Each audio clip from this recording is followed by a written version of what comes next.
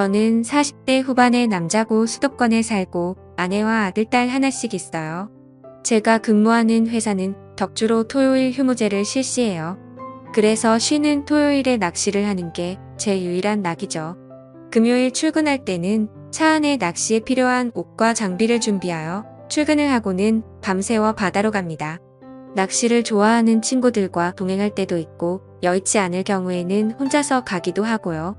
처음에 몇 번은 아내도 따라갔지만 벌레 공격을 받더니 혼자 다니라고 하더라고요. 아내는 제가 낚시를 가는 것을 싫어하지 않아요. 생선들이 문제가 되는 마당의 돈이야 조금 들지만 완전한 자연산의 국산 생선을 듬뿍 잡아와 일요일 저녁에 제가 손질해준 푸짐한 생선회를 먹는 즐거움이 크다면서 잘 갔다 오라고 인사를 건넵니다. 생선은 아무리 먹어도 쌀이 찌지 않는다면서 반겨주죠. 더구나 우리는 사귈 때부터 생선회라면 어디라도 따라다니던 아내이기에 제가 낚시를 간다고 하면 얼음을 준비해서 냉동실에 넣어두는 생선 매니아입니다. 제가 잡아오는 생선은 큰 것은 잘 다듬어 냉동실에 보관하였다가 명절에 전으로 쓰고 있어요. 물고기를 많이 잡아오면 아이스박스에 차고 넘쳐서 근처에 사는 친구에게 전화해서 나눠주기도 합니다.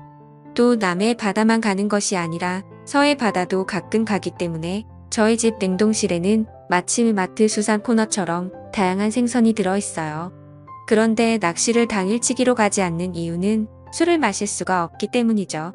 작년 여름에 낚시를 가려고 계획을 했는데 태풍 예보가 있어서 무인도 말고 유인도로 가라 하여 하는 수가 없이 낚시 가게 사장의 말대로 유인도에 들어가게 되었어요. 유인도라 하지만 겨우 3집이 있었을 뿐이고 아주 작은 섬이었습니다. 섬에 도착하자마자 낚시대를 들이우고 라면 끓일 준비를 하자마자 고기들이 입질을 시작했기 때문에 날씨를 살펴볼 여유가 없었죠. 3시간 정도 되자 도 6마리를 잡았고 차에서 아이스박스를 가져오려고 하는 찰나비가 억수같이 내리고 바람이 불어 낚시를 급히 중단하고 마을로 달려갔습니다. 거기 아무도 없어요?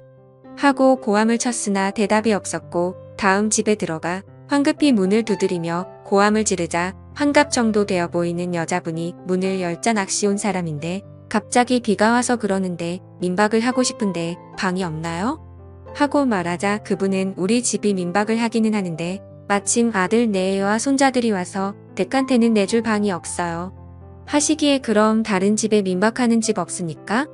하고 묻자 이후 뒷집 최 씨네는 방이 있겠지만 민박을 받는 집이 아닌데 라고 하기에 그분의 손을 잡고 어르신 비만 피하면 되니 저 좀 도와주세요. 하고 말하자 그분은 빠르게 비옷을 입고 가봅시다. 하며 앞장서기에 저는 조마조마한 마음으로 그분의 뒤를 따라갔습니다. 최 씨 있어요? 하고 말하자 제가 부를 때와는 달리 바로 문이 열리면 해. 하고 대답하더니 같이 온 저를 보고는 고개를 숙이자 최 씨도 알다시피 우리 집에는 아들이 와서 남는 방이 없고 저기 사랑채에서 오늘 하루만 방 내줘요. 하고 말하자 전 민박 안 하는데.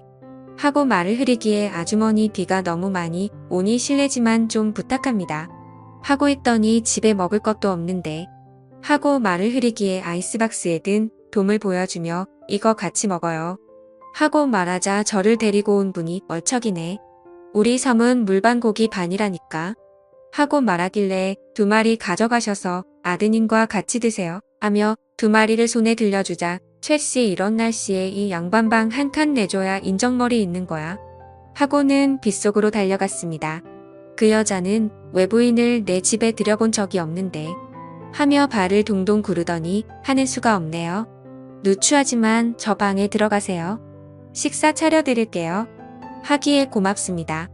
생선은 제가 손질할게요. 하고는 가방과 장비를 그녀가 말하는 방 앞에 내려놓고 아이스박스에서 돔 1마리를 꺼내어 들고는 도마와 칼 좀 주세요. 하고 말하자 그녀가 부엌으로 가더니 가져와 주기에 다듬어 포를 뜨고 뼈와 머리를 손질해서 이것으로 매운탕 끓여주세요. 하고 말하자 수줍은 듯이 받아들고 생선을 깔끔하게도 잘 다듬으시네요. 하고는 부엌으로 들어가더군요. 생선을 다 다듬고 비누로 비린내를 제거하고 세수를 하고 방에 들어가 담배를 한 갭이 입에 물고 잠깐 쉬고 있는데 집주인 여자가 정깔스럽게 차려진 밥상을 들고 와서 같이 드시죠. 하자 그녀는 얼굴을 붉히며 전 제 방에서 먹을게요. 하기에 웃으며 밥 한 공기 떠서 수저 가지고 오면 되는데 뭐 하려고 번거롭게 상을 따로 차리려고 해요. 하자 자꾸 사양을 해서 그러지 말고 들어오세요. 하고는 그녀의 손을 잡아당기고는 제가 부엌에 가서 밥과 수저랑 술잔 가져올게요. 하고 말하자 그녀는 제 손을 뿌리치고는 그럼 제가 가져올게요. 같이 먹어요. 하고는 부엌으로 가더니 쟁반에 밥과 수저 술잔 하나를 가지고 왔습니다. 우리 둘은 아무 말도 없이 회를 먼저 먹고 밥과 매운탕을 먹었습니다. 어색한 분위기가 지속되자 내 가방에서 술을 꺼내 그녀에게 따라주며 한 잔 받으세요. 하고 말하자 화들짝 놀라며 조금만 주세요.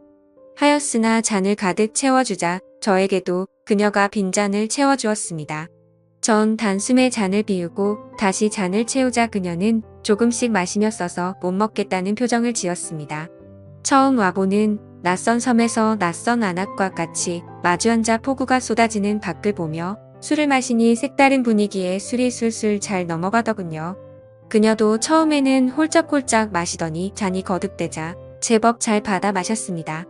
밤 9시까지 돌린다는 발전기의 희미한 불빛 속으로 그녀의 얼굴을 바라보는데 뺨이 붉게 물든 그녀의 모습이 무척 예쁘게 보였어요. 그녀와 저는 술이 점점 취해갔고 누가 먼저라고 할 것도 없이 사고를 치고야 말았습니다. 그리고 나서 한참 후 그녀와 대화 중에 알게 되었던 사실이 있었죠. 팔베개를 해줬더니 제품에 안기며 자신의 이야기를 하기 시작했습니다. 22년 전에 결혼을 해서 아이 하나 낳고 잘 살았는데 작년에 남편이 혼자 배를 타고 나갔다가 안 돌아와 해경에 신고를 했고 수색을 한 결과 남편이 탄 배는 뒤집혀 있고 시신은 결국 못 찾았다고 하더군요. 그녀는 갯벌에 나가 조개나 낙지를 잡아서 판 돈으로 육지에 유학을 간 아들의 대학 등록금을 보내주고 있다고 하였습니다. 그녀의 사정이 너무 안 됐기에 비상금으로 가지고 간 돈을 전부 털어 그녀의 손에 쥐어줬고 그녀는 이러지 않아도 된다라고 말하면서 한사코 거절하였지만 억지로 주었습니다. 그리고 다음 날 그녀는 저를 위해 진수성찬을 차려주었습니다. 정말 지금 다시 생각해도 침이 넘어갈 만큼 손맛이 좋더군요. 저희는 그렇게 처음 만났지만 오래 알던 사이처럼 연인처럼 하루 종일 함께 시간을 보냈고 낚시 가게에서 저를 태우러 올 때까지 많은 대화를 나누었습니다. 이후 제가 섬을 떠나는 배를 타자 그녀에게 인사를 하는데 매우 아쉬운 표정으로 눈물이 글썽거리며 나를 바라보고 있더군요. 저는 그녀에게 말했습니다.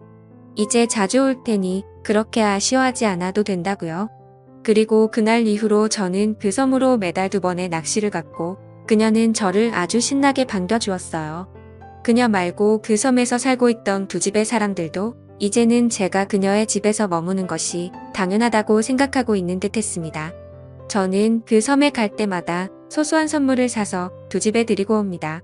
그러면 그분들도 자기들이 잡아둔 고기를 저에게 챙겨주니 굳이 낚시를 하지 않아도 되고 시간이 남다 보니 온종일 그녀와 연인처럼 시간을 보낼 수가 있었죠. 그리고 그녀와 저는 점점 더 사랑에 빠지게 되었고 그녀의 아들이 육지에서 대학을 졸업하면 그녀를 제가 사는 곳으로 이주시키고 그녀와 같이 그녀가 살던 섬으로 낚시를 다닐 계획입니다. 참 세상에는 어떤 인연이 어떻게 이어질지 모르는 게 참 신기한 것 같습니다. 지금까지 제 사연을 읽어주셔서 감사드려요.